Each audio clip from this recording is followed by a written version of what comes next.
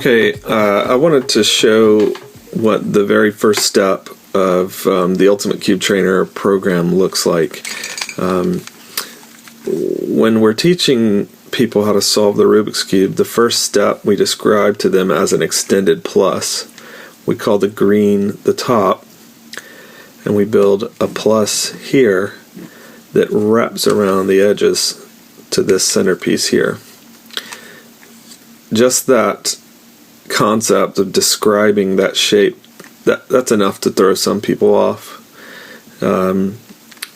So then we break it down and say, well, let's just start with one piece. We want to find this piece that goes between this green centerpiece and this white centerpiece. And it's green and white. It's an edge piece, and that has two faces on it. So some people look around and go, okay, was it this piece here because it's got green and white on it? And people even get stuck with this very, very elementary first step, is trying to find that piece.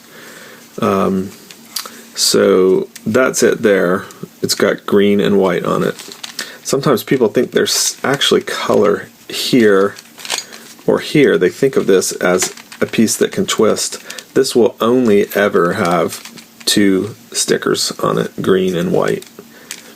There's nothing behind there hidden that can be exposed. It just moves around like that.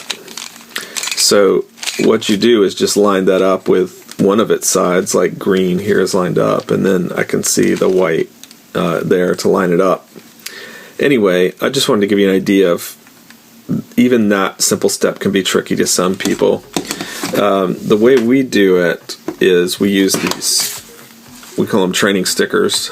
They're removable, reusable, they have a clear center so you can still see the color, but the nice thing is it basically hides everything so that you can focus on this. If you look at this, this is the original way. This is the way you learn with our program. If I just sort of spin this around, mess it up, you can see finding the pieces is just much easier. I can tell that's the piece that I'm manipulating, and I'm just trying to move it around and spin it around until something lines up. And once any color lines up, green, you just start spinning this side, and I can tell obviously all it needs to do is go there. So that's so much easier if you struggled to learn how to solve the cube, and even the first step or two just seems sort of confusing. Doing it this way is just infinitely easier. Basically, the next step is, we extend this line. We have green and white, and we extend it over here, which is already done actually by luck. And then we do this direction. So you end up with a shape. I'll just do it kind of quickly, like this. So there's the orange and green, white and green, red and green, yellow and green. The problem is pieces like this, they start messing with your mind because they're sort of getting in the way. You think, oh, I've almost got it, or that's not where it needs to be, or it's close to where it needs to be, but it's pointed this way. And what we do is we end up with a cube that looks like this for the first step. Once again, this is infinitely easier to deal with than this, and trying to understand all the colors that are going on.